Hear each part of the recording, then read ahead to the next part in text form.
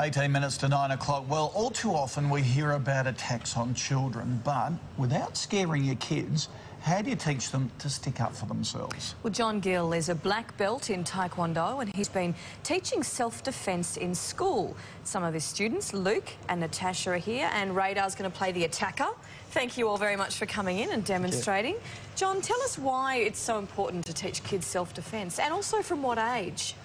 Oh, Mill, about 6 years of age. It is important for, you know, these child abduction techniques situations lately as well, just for safety and awareness and for their confidence, just for their basic confidence and self-esteem. Hoping never to use it, of course, but it's nice to know it's there. Just some basic, it goes along with road safety, swimming, learning a survival, basic instincts. Because a lot of parents would say, hey, when you're in a dodgy situation, just run, get out of there as quickly as possible.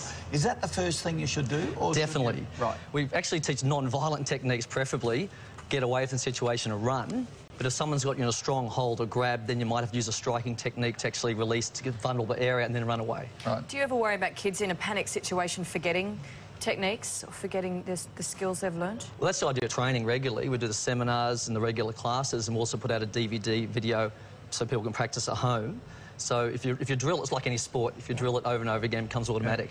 But what about the other side of it that says, hey, you're teaching them some pretty strong moves. You want them to use it when they're attacked, but you don't want them to use it on other kids. Is that an issue that you drum into them? Definitely. There's a very strong philosophy in martial arts, how not to fight, how not to use it unless you really have to, and the philosophy is very strong. Actually, we have a philosophy of, you know, showing respect to people, being kind, courteous. There's a whole respect aspect in it and discipline aspect in martial arts. Because I'd worry about when my kids rumble that, you know, one of them might have a skill that he could use on the other one. Now, tell us, run us through some techniques and things that I mean, how do you begin when you start to teach young people? Sure, we just start with some basic kicking and punching techniques and release techniques which we can demonstrate now. Okay, yeah, go for it. So, Radar's going to attack. Okay, Radar's attacking Luke here, front on. Explain what's happening. This is the basic release without actually striking, so it's a non-aggressive technique. Now, if it's a serious situation, show what happens in a serious situation, striking. No! Right. Double arm grab now, so non-aggressive, so try and do that first. How to jolt it away. Yeah, twisting with a high elbow action.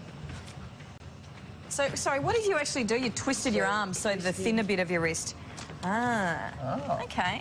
So that gets their hand around, and so they can't hold on as much. Using leverage and weight transfer. Notice he's do it again, Luke. Notice he's in a running position, so he goes to run immediately to run away. So he gets in that action from there straight in. He's out and off. Okay, now what are you doing with this one now? A more aggressive one. This is for a really serious situation, striking, where they can't release. Actually trying to grab forward. So I use the momentum and come straight in from there. Now, what about for girls as well? Yeah.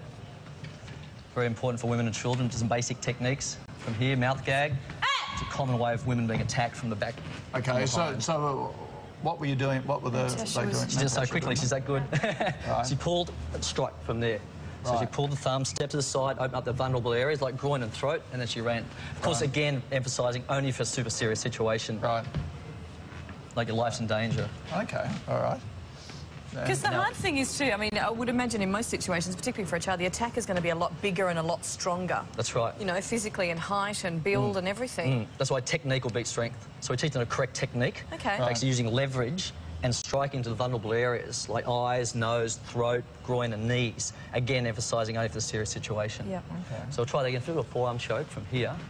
She pulls down, steps aside and strikes. And a lot of it's using your weight as well, isn't it? Yeah, weight transfer. To catch them off guard. That's right, using weight, twisting. All right. So it's actually quite easy to learn. And I've taught people from 6 to 90, and it does work. We don't have to be Jackie Chan or anything. It's a very simple, straightforward. People think of you have to makes it look more difficult. No, it's not. It's very easy to learn. Well, in this day and age, it's certainly something every parent is aware of. Thanks for coming in and showing us. And thanks, guys. That was terrific. Well done. Thanks very much. And as John mentioned, he's made a self-defence DVD and you can learn his techniques at home. You can find all the details on our website, 7.com.au/sunrise.